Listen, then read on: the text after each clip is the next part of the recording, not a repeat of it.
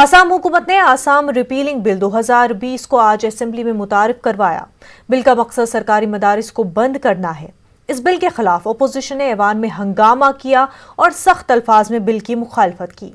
इस बिल के तहत तमाम सरकारी मदारिस आम स्कूलों में तब्दील हो जाएंगे और आसाम में तालीमी निसाब अब सेक्युलर हो जाएगा।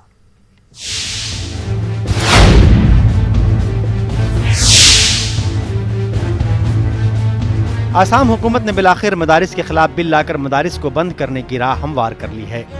आसाम के वजीर तालीम हेमंता बिस्वा शर्मा ने पीर के रोज आसाम रिपीलिंग बिल 2020 को असेंबली के सरमाई सेशन के पहले दिन मुतारफ कराया। ये बिल मदरसों को हुकूमत की फंडिंग के खिलाफ पेश किया गया। इस बिल की वजह से तमाम सरकारी मदारिस आम स्कूलों में तब्दील हो जाएंगे। बिल पेश करते हुए आसाम के वजीर तालीम ने कहा कि किसी भी मजहबी और रूहानी तालीम के लिए हुकूमत फंड जारी नहीं करेगी।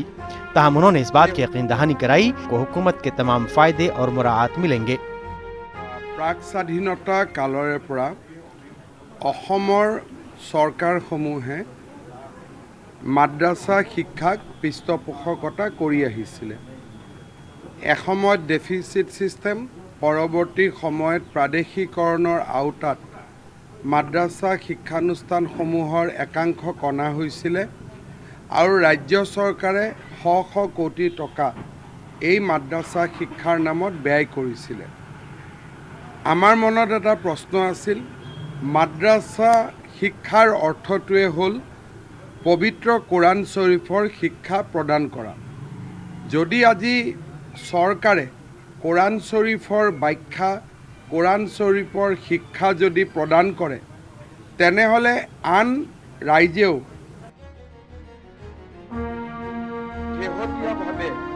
वहीं अपोजिशन पार्टियां AIUDF और कांग्रेस ने इस बिल की शदीद अल्फाज में मुखालफत की है। AIUDF का कहना है कि ये बिल अगर मंजूर होता है तो इससे आम लोगों को नुकसान होगा। ये बिल आम शहरियों के हुकूक के खिलाफ है। वहीं बीजेपी ने AIUDF पर बांग्लादेशियों की वकालत करने का इल्ज़ाम लगाया है। हम रिपीलिंग बिल के खिलाफ है क्योंकि ये जो संवैधानिक जो अधिकार है, हक है कि कोई भी मज़हब के लोग उनके जितने कल्चर्स है और उनके जो लैंग्वेज है उसके मातहत वो लोग वहाँ शिक्षा देने का उनका हक है। ये तो हमारे हक दबाने का कोशिश है और वो लोग सांप्रदायिक काम कर रहे हैं। सिर्फ 2021 का जो चुनाव है, चुनाव में वोट लाने के लिए वोट बैंक पॉलिसी कर रहे हैं, तो हम उसके खिलाफ है और हम इस रिपीलिंग बिल के खिलाफ आवाज़ उठाएंगे। किसी भी हालत में असम में जो संस्कृत टूल और मदरसा जो चल रहे हैं इसको बरकरार रखना चाहिए, हम इसका दावा करेंगे। देखिए, AIUDF किन लोगों का पार्टी है इसमें आपको विचार करना पड़ेगा। AIUDF बेसिकली जो बांग्लादेशी मुस्लिम्स है जिनको फेक डॉक्यूमेंट्स से इन्होंने नागरिकता मिला है, वोटर लिस्ट में इनका नाम आ गया है, उनके पार्टी है और वो उन्हीं के लिए लड़ते हैं। आज जो रिपील बिल जो आया है 2020, ये वो इसलिए समर्थन नहीं कर रहे हैं क्योंकि यहाँ जो मदरसा प्रोविंशियलाइज मदरसा है जहाँ पे कुरान का विषय में पढ़ाया जाता है उसको बंद करने का विचार में इस बिल को लाया गया है। यहाँ कोई धार्मिक वाला बात नहीं है। आसाम रिपीलिंग बिल 2020 ने साफ कर दिया है कि मुस्तकबिल में हुकूमत कोई मदरसा कायम नहीं करेगी और आसाम में तालीमी निसाब अब सेकुलर हो जाएगा। Bureau report, news 18 Urdu. Karnataka में अब बीफ पर पाबंदी आयद हो सकती है। जी हां, रियासत की बीजेपी हुकूमत ने गांव-कशी पर पाबंदी के लिए ऑर्डिनेंस जारी करने का फैसला लिया है। आज हुई काबीना की मीटिंग में यह अहम फैसला लिया गया है। इंसदादी गांव-कशी बिल 2020 को हुकूमत ऑर्डिनेंस के जरिए नाफिज करेगी। काबीना की मीटिंग के बाद रियासत के वजीर कानून मधुस्वामी ने कहा कि ये ऑर्डिनेंस कल गवर्नर को भेजा जाएगा। गवर्नर की मंजूरी के बाद रियासत में गांव-कशी पर पाबंदी का नया बिल नाफिज होगा।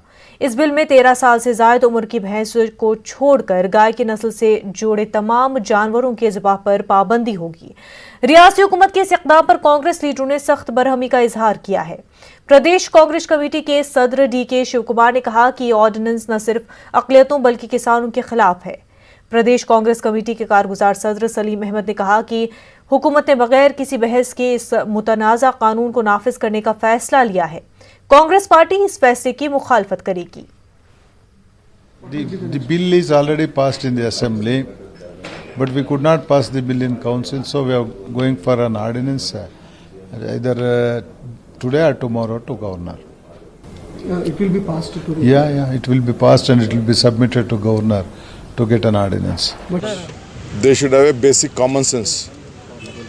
This government doesn't have basic common sense. They have brought the bill. There is an ample opportunity. They have already announced in a session. Let us debate in the session, joint parliament session. Then there is a law for it. Why urgency? What is there to bring an ordinance on this issue? Already from the 1964 there is already an amendment which has been existed. A bill is there.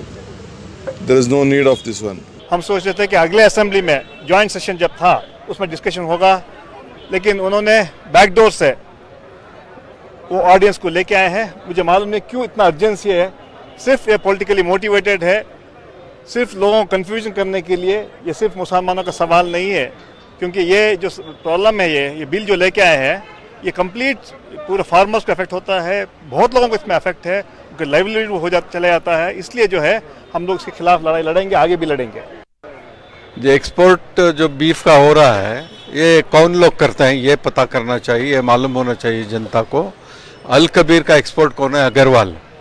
मुसलमानों के नाम पर export चलता है मगर दूसरे गांव में लोग करते हैं। मुझे लगता है इसके लिए भी कुछ कानून लाना चाहिए सरकार को, ऐसे लोगों को अंदर बंद कर देना चाहिए। मध्य प्रदेश हुकूमत के जरिए लव जिहाद को रोकने के लिए मजहबी आज़ादी बिल को लाने के मौक़िफ़ के खिलाफ मध्य प्रदेश में एहतजाज जारी है। कांग्रेस लव जिहाद कानून को लेकर जहां अपने मोहतात रद्द अमल का मुजाहिरा कर रही है, वहीं भारतीय कम्युनिस्ट पार्टी ने लव जिहाद कानून के खिलाफ सड़क से संसद तक अपनी लड़ाई जारी रखने का ऐलान कर दिया है। भारतीय कम्युनिस्ट पार्टी ने इस मामले में मध्य प्रदेश गवर्नर को मेमोरेंडम पेश करके जहां MP में कानून का निफाज नहीं करने का मुतालबा किया है। मध्य प्रदेश हुकूमत ने रियासत में कोरोना कहर की वजह से असेंबली इजलास मुलतवी होने के सबब लव जिहाद को लेकर अब ऑर्डिनेंस लाने का ऐलान किया है। लव जिहाद कानून के निफाज और ऑर्डिनेंस लाने को लेकर कल शिवराज काबीना की मीटिंग में अहम फैसला हो सकता है। पूरे मामले पर हमारे नुमाइंदे मेहताब आलम ने भारतीय कम्युनिस्ट पार्टी मध्य प्रदेश के सेक्रेटरी शैलेंद्र शैली से खास बातचीत की। मजहबी आज़ादी बिल, धर्म स्वतंत्रता अधिनियम जिसको लव जिहाद के नाम से सरकार लाने की तैयारी कर रही है। हालांकि पहले एक आ गया था कि असेंबली के सेशन में जो है बिल पेश किया जाएगा, लेकिन असेंबली सेशन मुलतवी होने के बाद अब सरकार ने साफ साफ कह दिया कि इस मामले को लेकर हम ऑर्डिनेंस लाएंगे। इस पर बातचीत करने के लिए हमारे साथ भारतीय कम्युनिस्ट पार्टी के सेक्रेटरी शैलेंद्र शैली साहब मौजूद है। शैली जी, जहाँ पे इसको ये कहा जा रहा था कि विधेयक इसमें पेश होगा, अब असेंबली सेशन तो नहीं हो रहा है, सरकार कह रही कि हम ऑर्डिनेंस लाएंगे और हमारा जो मौकूफ था, जो हमने ऐलान किया था, हम उस पर कायम है।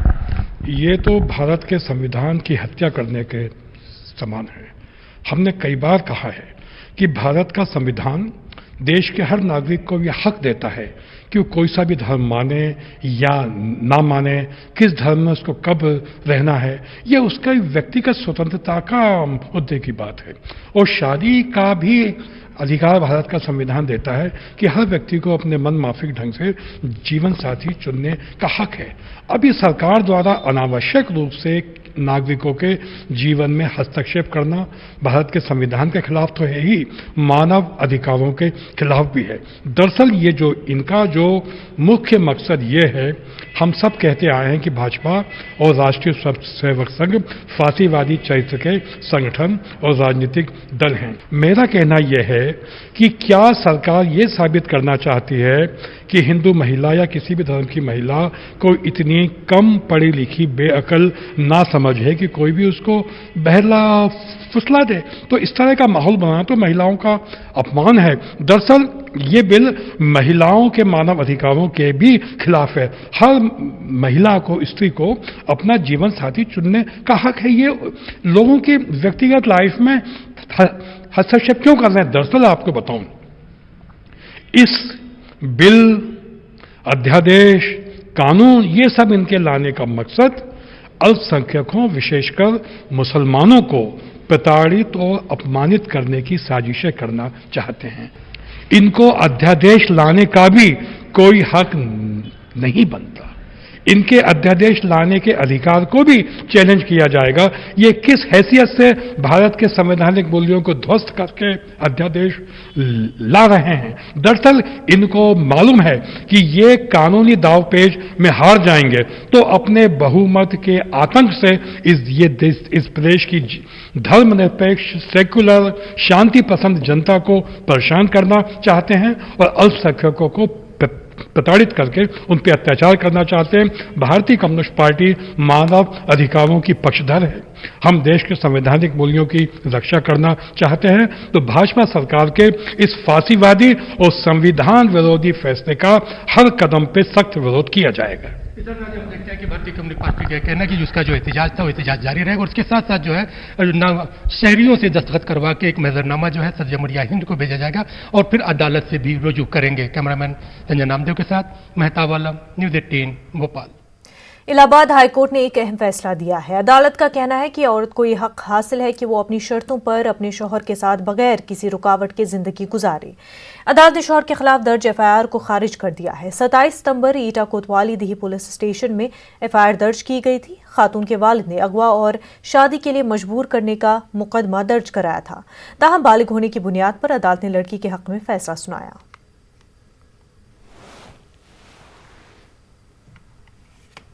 जनपद के कोतवाली देहात थाना क्षेत्र में शिखा नाम की लड़की के पिता ने एफआईआर दर्ज कराई जो 27 दिसंबर 2020 को दर्ज कराई गई थी, जिसमें कहा गया था कि उसकी पुत्री जो कि नाबालिग है और उसे सलमान उसकरन नाम का लड़का बलपूर्वक भगा ले गया है और अपहरण कर ले गया है और उसके साथ उसे शादी कर ली है।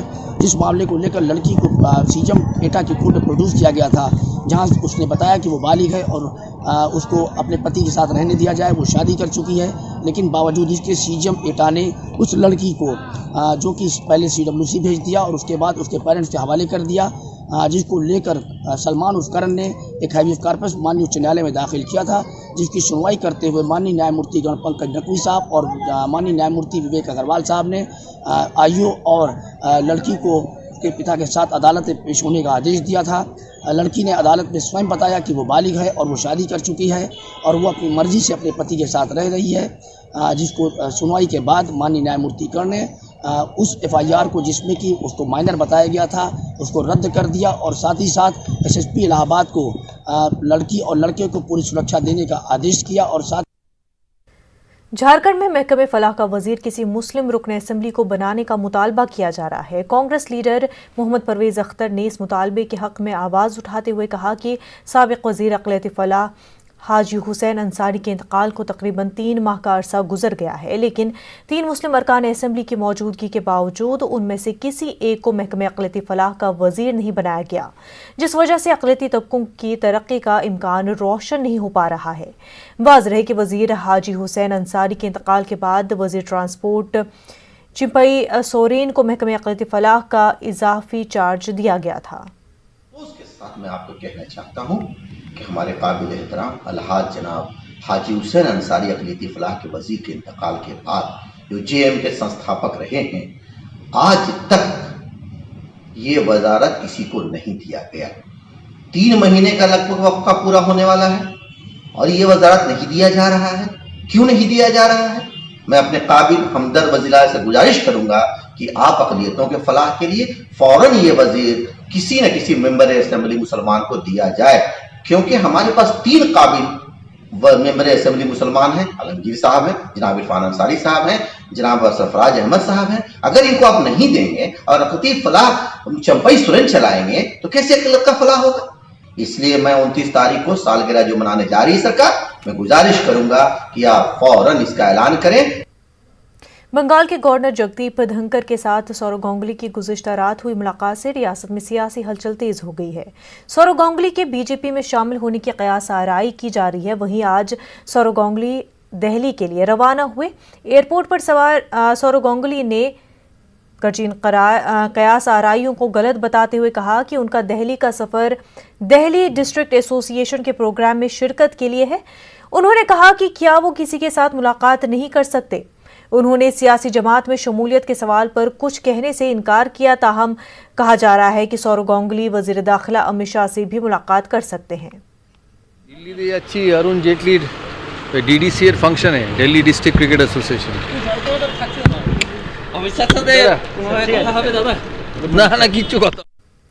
तमिलनाडु के शहर तंजावुर के रियाज नामी तालिब इल्म ने एक अनोखा कारनामा अंजाम दिया है। बीटेक के तालिब इल्म रियाज ने एक छोटा सैटेलाइट डिजाइन किया है जिसे जून 2021 में नासा के खलाई स्टेशन में लॉन्च किया जाएगा। देखिए रिपोर्ट।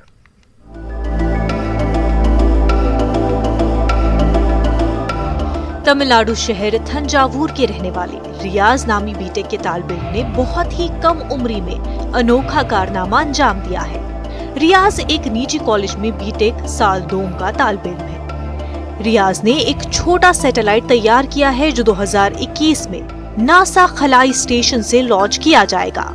रियाज का कहना है कि नासा खलाई मरकज और I2 लेनिंग तंजीम खलाई रिसर्च मुकाबला क्यूब इन स्पेस की मुश्तरका मेजबानी कर रही है। इसमें 73 ममालिक के तुलबा ने शिरकत की है। विजन 1 और विजन 2 सैटेलाइट का इंतखाब किया जा रहा है। दोनों सैटेलाइट 37 मिलीमीटर ऊंचे और 33 ग्राम वजनी है। इसे पेमिडो कहा जाता है। ये एक तकनीकी तजुर्बाती सैटेलाइट है जिसे थर्मोप्लास्टिक और 3D प्रिंटिंग टेक्नोलॉजी के साथ डिजाइन किया गया है। I feel very happy and proud to be a part of this launch and to be part of the global finalist of Cubes in Space. So I also wish Indro Labs, they are the technically guided me through the process. Satellite के लिए दरकार ताकत satellite की सतह पर शमसी खलियों से हासिल की जाती है। ये 11 सेंसर से लैस है जो खला से मुख्तलिफ किस्म की मालूमात का पता लगा सकता है। विजन 1 के आले को नासा ने खला में लॉन्च करने के लिए मुंतखब किया है। जून 2021 में मसनूई सैयारा नासा खलाई साइट से SR-7 रॉकेट के जरिए लॉन्च किया जाएगा। इसी तरह विजन 2 सैटेलाइट RP-6 को साइट से रिसर्च के गुब्बारे में रवाना किया जा रहा है। Bureau report, news 18 Urdu.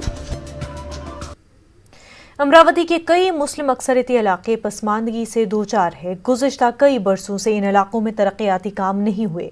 अहम मकामी रुकन असम्बली सुलभा खोड़के ने समाजी कारकुनान और कांग्रेस लीडरान के साथ शहर के मुस्लिम आबादी वाले पसमानदा इलाके सुफियान नगर, अबूजर नगर, सहारा नगर, ताज नगर, आज़ाद नगर, यास्मीन नगर का दौरा किया और इन इलाकों में जल्द अज जल्द तरक्याती काम शुरू करने का यकीन दिलाया।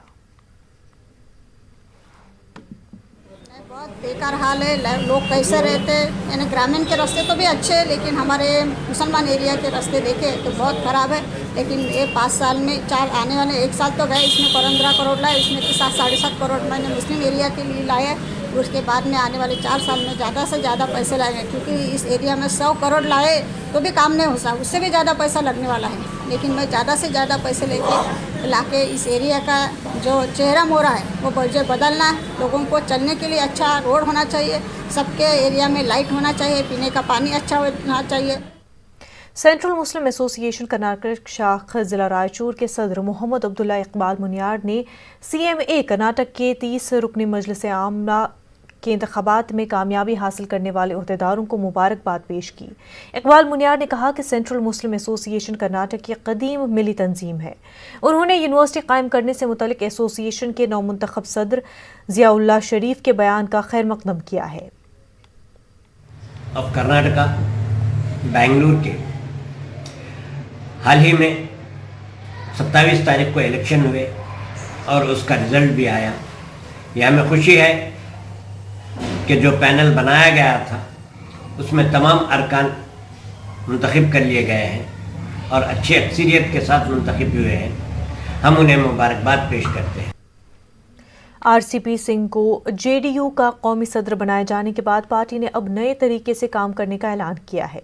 जेडीयू के सीनियर लीडर और एमएलसी प्रोफेसर गुलाम गौस ने कहा कि पार्टी से सूबाई सतह पर अक़लियतों को जोड़ने के ताल्लुक से पार्टी के तमाम मुस्लिम लीडरों की जानिब से एक बार फिर कोशिशें तेज की जा रही है। गौस के मुताबिक नीतीश कुमार ने तमाम तबकात को साथ लेकर चलने की कोशिश की है। पार्टी के कौमी सदर भी नीतीश कुमार के नक्शे कदम पर चलने की कोशिश करेंगे। जेडीयू की कमान अब आरसीपी सिंह को दे दी है, यानी आरसीपी सिंह कौमी सदर हो गए हैं जेडीयू के, और जनता दल यूनाइटेड को बढ़ाने के लिए मुल्की सतह पर उसको बढ़ाने की कोशिश करने की बात भी आरसीपी सिंह ने कहा है। इस बात को लेकर पार्टी के जो सीनियर मुस्लिम लीडर हैं वो क्या सोचते हैं, इस पर हम बात करेंगे। हमारे साथ प्रोफेसर गुलाम गौस साहब हैं, जेडीयू के सीनियर लीडर हैं। आप क्या कहेंगे, जिस तरह से पार्टी को विस्तार करने की बात हुई है, बढ़ाने की बात हुई है, उस पर क्या रिएक्शन रहेगा आप लोग? नहीं, चुनाव के बाद वज़ीर आला ने सबसे पहले संगठन पर ध्यान देने का काम किया है और इसको विस्तार देने की योजना बनाई है। इसीलिए उन्होंने काम का बंटवारा किया है। चूँकि वो खुद वज़ीर आला है, एक वज़ीर आला और फिर उसके बाद से सदर के लिए वक्त निकालना काफ़ी मुश्किल था। इसीलिए उन्होंने आरसीपी जी को सदर बनाया है। वो काबिल तारीफ़ और तहसीन है और आरसीपी जी लगातार पहले से भी संगठन का काम देखते रहे हैं। ज़ाहिर वो ज़्यादा ठीक होगा। मतलब मुस्लिम समाज को भी आप लोग, चूँकि जाहिर है बार बार ये कहते हैं कि अक़लियतों के फलाह के सिलसिले में हुकूमत ने काफ़ी काम किया है या वज़ीर आला काफ़ी काम कर रहे हैं, लेकिन जो रिज़ल्ट आया है बिहार असेंबली इंतखाबात का, ऐसा लगता है कि अभी भी जो है मुस्लिम समाज पूरे तरीके से वज़ीर आला नीतीश कुमार पर भरोसा नहीं कर पा रहे हैं। तो इस हवाले से आप लोगों की जाहिर जिम्मेदारी बढ़ गई है। नहीं, हम लोगों ने वज़ीर आला नीतीश कुमार ने अक़लियतों के लिए बहुत सारे काम किए और अब हम लोग उसको पूरा प्रचारित और प्रसारित करेंगे। उसको हर ज़िला, हर मोहल्ला, टोला में फैलाने का काम करेंगे। यानी अक़लियती आबादी को जोड़ने की ये कोशिश है। यकीनी तौर पर अक़लियती आबादी को जोड़ने की कोशिश है और बिहारी नहीं बल्कि मुल्की पैमाने पर भी जदयू को बढ़ाने की बात चल रही है और इसमें हम लोग लगेंगे। अब एक नए दौर का आगाज़ होगा। एक सवाल यहाँ पे ये भी है कि आरसीपी सिंह ने जिस तरह बीजेपी को टारगेट किया है, तंज किया है, जिस तरह से जो मामला अभी हाल में हुआ है, उस हवाले से आप क्या कहेंगे? नहीं, वहाँ अरुणाचल में जो वाक़या हुआ वो अफसोसनाक है। जब एक साथ पार्टी गठबंधन में है तो इस तरह के वाक़यात से परहेज़ करना चाहिए था बीजेपी को। इत्तेहाद मजबूत रहेगा, सरकार जो है कंटिन्यू करेगी? हाँ बिल्कुल, इत्तेहाद है। मतलब यही यहाँ बिहार की बात है तो बिहार में सब ठीक ठाक है, लेकिन जो हमारे सहभागी दल है उनको इस तरह के बातों से परहेज़ करना चाहिए। शुक्रिया न्यूज़ 18 से बात करने का। तो ये थे प्रोफेसर गुलाम गौस साहब। और जाहिर है जिस तरह से जेडीयू में बदलाव हुआ है और ये कहा जा रहा है कि जेडीयू में अब नए दौर का आगाज़ होगा, तो मुस्लिम लीडर भी जो है अब अमली तौर पर मैदान में आने की बात कर रहे हैं, लोगों के बीच में जाने की बात कर रहे हैं, ताकि अक़लियती समाज को भी वो जोड़ सकें। कैमरामैन राहुल कुमार के साथ महफूज आलम, न्यूज़ 18 पटना। रसोई गैस की बढ़ती कीमतों के खिलाफ पावरलूम शहर भिवंडी में खवातीन ने अनोखा एहतजाज किया। इन खवातीन ने सर पर लकड़ियां रखकर एहतजाज करते हुए मरकजी हुकूमत के खिलाफ अपने गम गुस्से का इजहार किया। खवातीन ने कहा कि गैस की कीमतों में यूं ही इजाफा होता रहा तो वो दिन दूर नहीं जब एक बार फिर हमें लकड़ियों का इस्तेमाल करना पड़ेगा।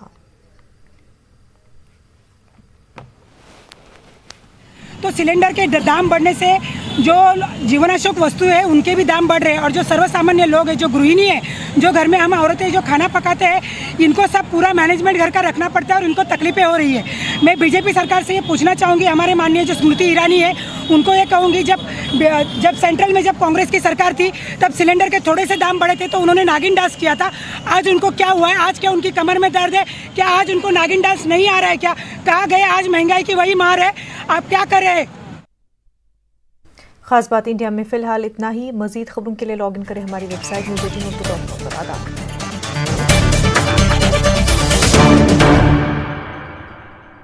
आपके घर के खाने में रेस्टोरेंट जैसा स्वाद ले आए